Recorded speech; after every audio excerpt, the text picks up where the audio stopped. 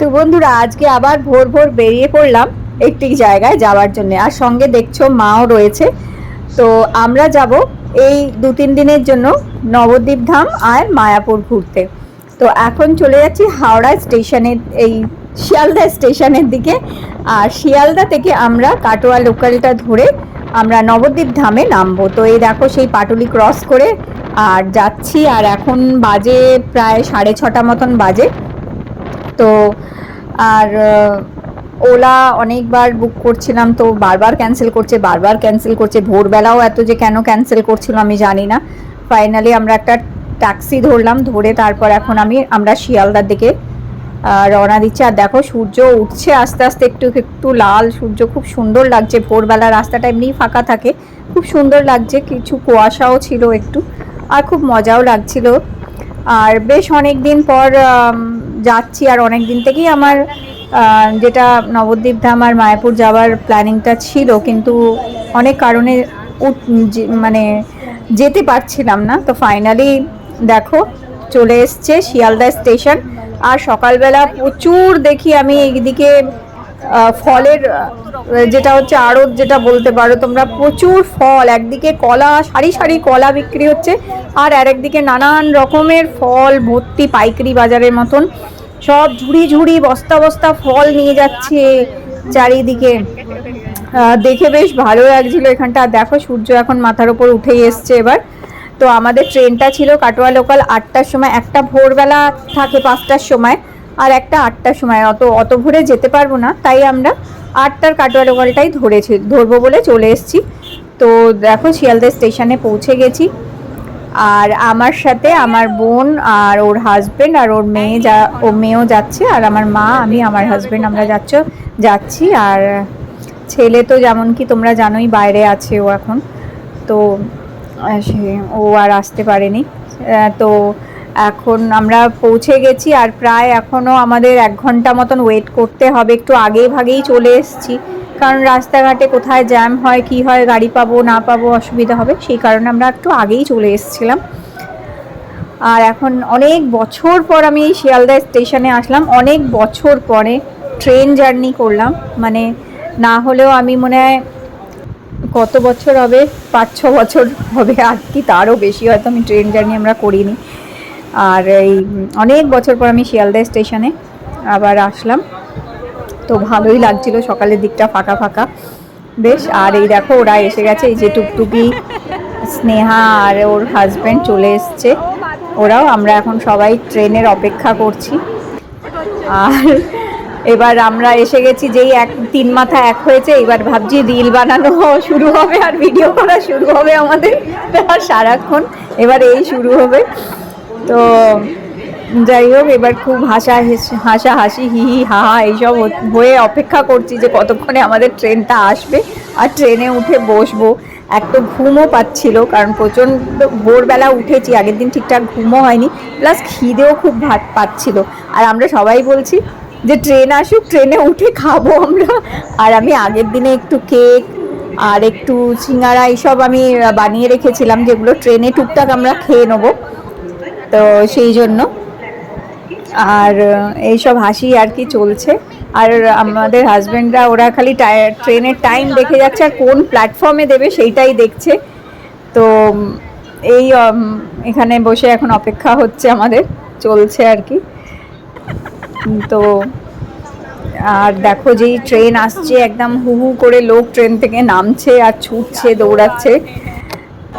আর এরপরে আমরা হঠাৎ আমাদের বললো যে 2 নম্বর প্ল্যাটফর্মে ট্রেন আসবে। আমরা সব দৌড়াদৌড়ি করে তারপর যাবো বলে তৈরি হচ্ছে। এর মধ্যে আমরা একটুখানি রিল বানিয়ে নিলাম, ডিডিএল যে রিক্রিয়েশন করবো বলে আমরা দুজনে আবার একটু রিল বানালাম, এরমভাবে রিল তৈরি করছিলাম। আর এর মধ্যে আমাদের হাজবেন্ডরা দৌড়ে এসে বলছে এই চলো চলো চলো 2 নম্বর প্ল্যাটফর্মে দিচ্ছে। আমরা 5 নম্বরে বসেছিলাম, বললো 2 নম্বর প্ল্যাটফর্মে ট্রেন দেবে। দৌড়ে দৌড়ে গেছি 2 নম্বরে। তারপরে আমরা এই হুড়োহুড়ি লেগে গেছে আমাদের 2 নম্বর প্ল্যাটফর্মে এসে। আর এরপরে ট্রেন দিয়ে দিয়েছে, তো বসে আছি, ট্রেন ঢুকছে তখন আর কি প্ল্যাটফর্মে। বেশ মজা লাগছিল। মানে অ্যাকচুয়ালি দেখো, যতই প্লেনে ফ্লাইটে যাও যাই যাও, ট্রেনের জার্নির একটা আলাদাই মজা থাকে। সত্যি ট্রেনের জার্নির মতন মজা কিন্তু অন্য কোনো কিছুতে নেই, যতই যাই বলো। তো ফাইনালি আমরা ট্রেনে উঠে আর হুড়োহুড়ি করে সিট নিয়ে নিয়েছি, একসাথে সবাই বসবো বলে তাড়াতাড়ি করে সব সিটে বসে পড়েছি, ব্যাগ ফ্যাগ রেখে দিয়ে। আর এখন ট্রেন ছাড়ার অপেক্ষা। তো উঠে বসার সময় এই হুড়োহুড়ি হচ্ছিল, এই নিয়ে হাসাহাসি হচ্ছে।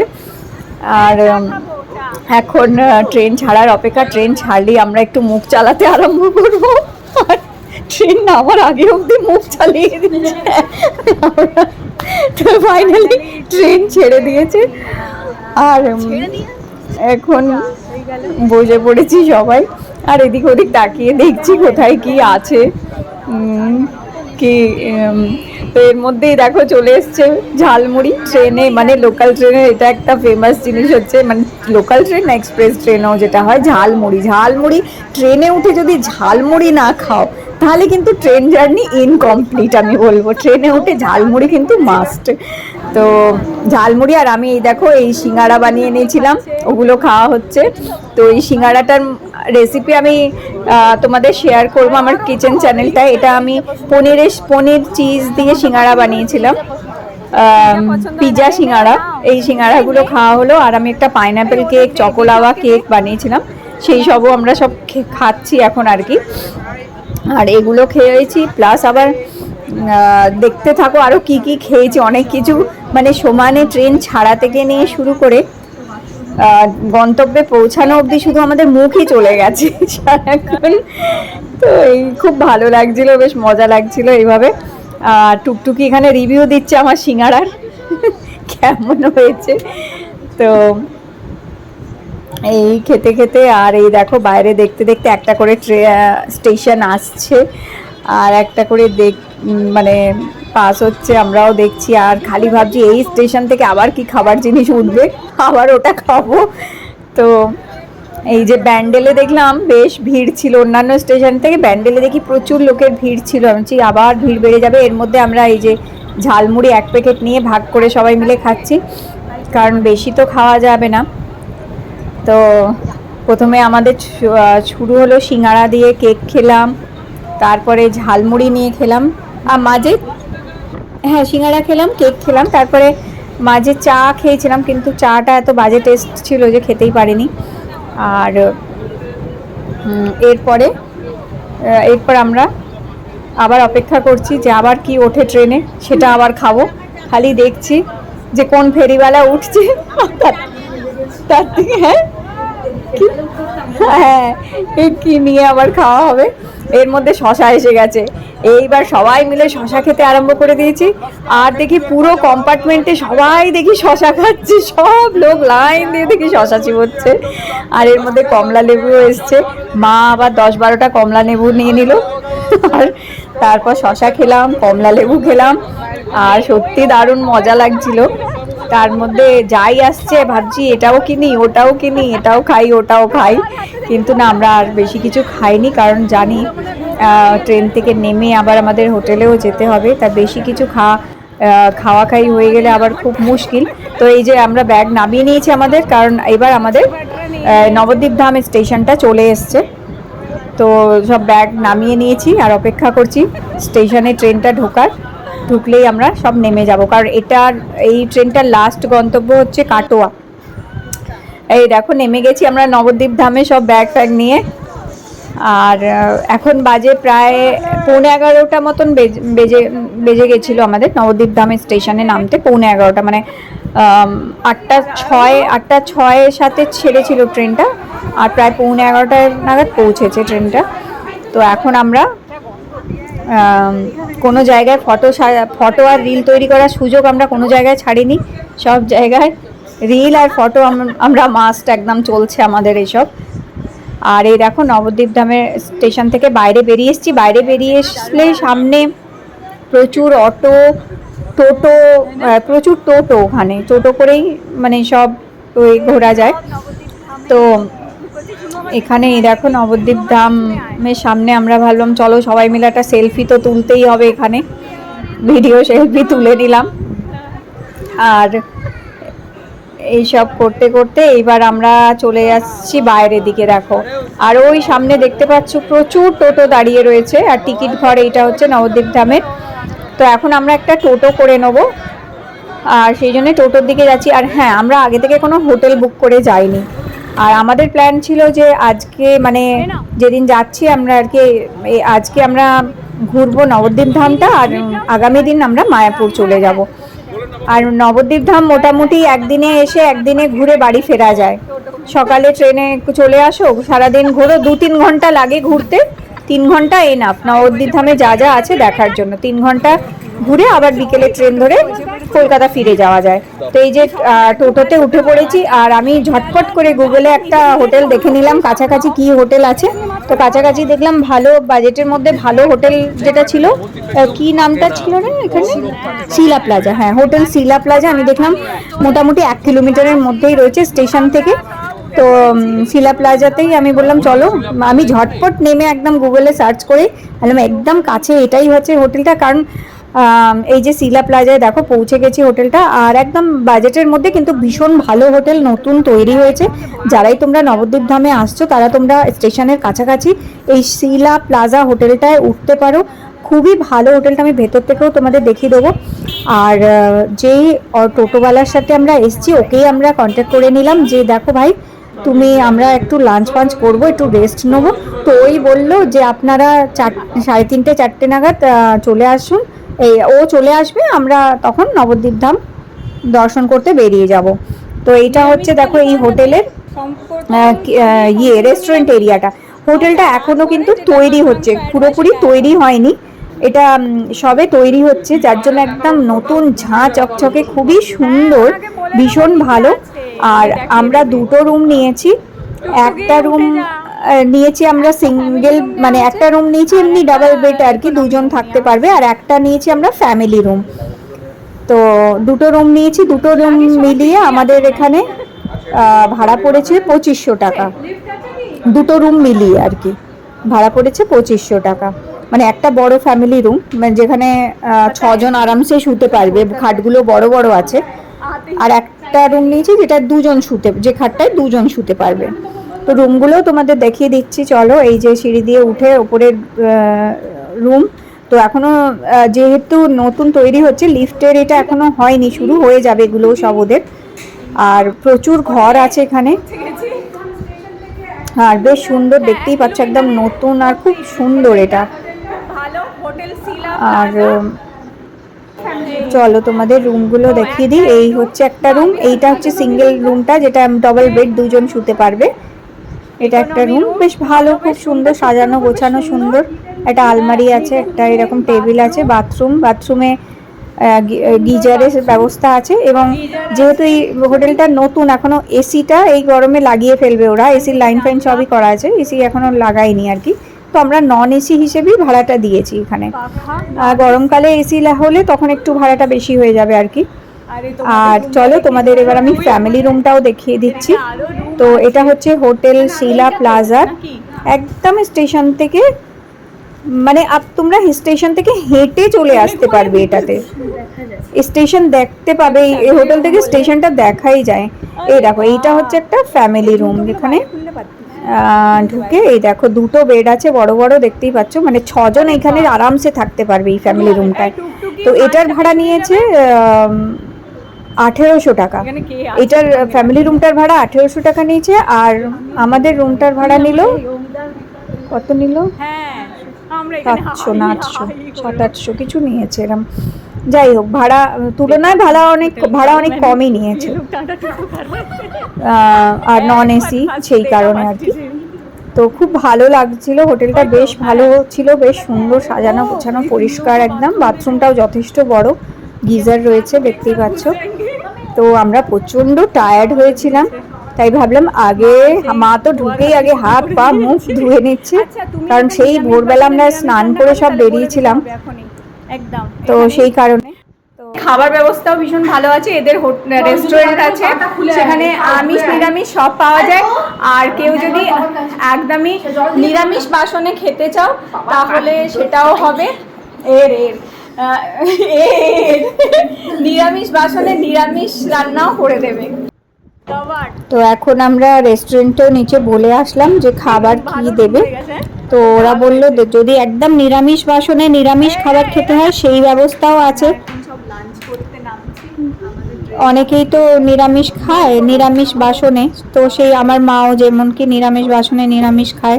তো আমরা বললাম তাহলে নিরামিষ করে দিক, কেন নিরামিষ ব্যবস্থাও করে দিয়েছে, আবার আমিষ খেতে চাইলে সেই ব্যবস্থাও আছে। তো এখানে এবার তো আমরা সবাই ভাবলাম একই রকম খাবো, সবাই নিরামিষই খাবো। আমিও ধুনুও, হ্যাঁ তোমরা তাই আমিষওয়ালা যাও ওদিকে। হ্যাঁ, তাই সব নিরামিষই খাবো আমরা, আমিষ না, নিরামিষ বাসনে। হ্যাঁ হ্যাঁ, রান্না ভালো, একদম ঘরোয়া রান্না, আর নিরামিষ বাসনে একদম নিরামিষ রান্না করে দিয়েছিল পুরো, কারণ ওদের সব রকম মানে ব্যবস্থাই আছে এখানে, সেই কারণে।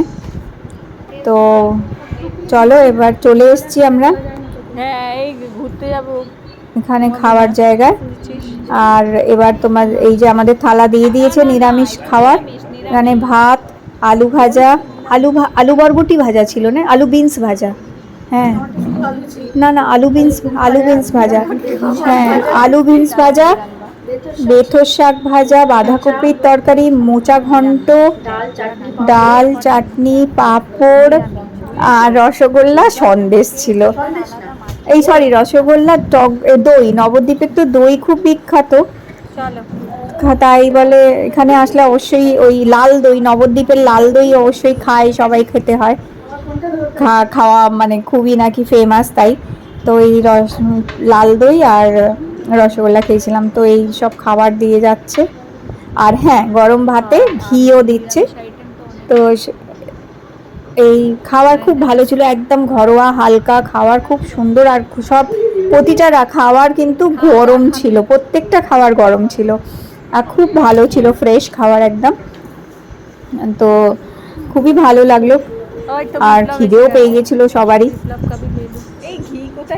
তো এখন এবার খাওয়া দাওয়া করে নিয়ে আমরা রেস্ট নিয়ে নেবো, কারণ ঘন্টা দুই একটুখানি রেস্ট নেবার পরেই আবার আমরা বেরিয়ে যাব নবদ্বীপে ঘোরার জন্য, কারণ পরের দিনে আমরা মায়াপুর চলে যাব, আর খুব তারপরের দিন আমরা ব্যাক করবো কলকাতা, সেই কারণে। তো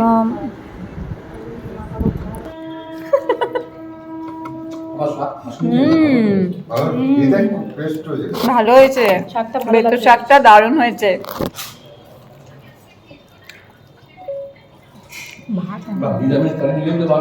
খেয়ে নাও পেট ভরে। না তোমাদের তো সবই দেবে,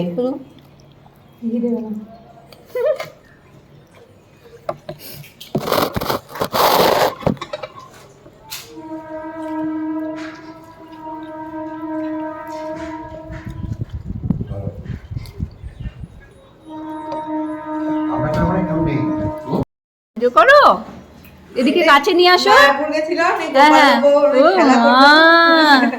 কি সুন্দর। बद्रीनाथ में जो सिर्फ डीपी में लगा हुआ है, उनके वॉलपेपर में जो लगा है, ও সব একসাথে সবাই লাগবে একসাথে, তো তুলে দিলে। এই হচ্ছে নবদ্বীপের লাল দই, দেখ সত্যি লাল দইটা খুব বিখ্যাত, নবদ্বীপের লাল দই।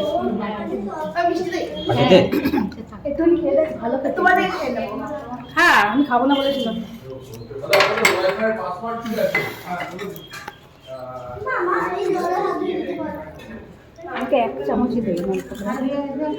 ব্যাস এই যে নবদ্বীপের লাল দই দেখো, কেমন মাম্মি? ভালো নিয়ে নিয়েছি তো দিন। হ্যাঁ না গরম ঠান্ডা হলে ভালো লাগে। আমি তো বুঝতে পারিনি, মানে ওরকম ক্যারি করে নিয়ে এসেছি এখানে। ও ফ্রিজে নেই, এখানে তো ব্যাস এই পেট ভরে খাওয়া দাওয়া করে এবার একটা আমরা ঘুম দেবো, আর বিকেলে আমাদের টোটো আবার চলে আসবে নবদ্বীপ ধাম দর্শন করাতে। তো বেরিয়ে পড়বো আমরা সেই নবদ্বীপ ধাম দর্শন করতে। এই ব্লগটা আমি এখানেই শেয়ার করছি, নেক্সট ব্লগটা দেখতে ভুলো না। ওটাই আমি দেখাবো যে নবদ্বীপে আমরা একদিনে কি কি দেখলাম। তাহলে চলো এই ব্লগটা এখানেই শেষ করলাম, আবার দেখা হবে নতুন ব্লগে।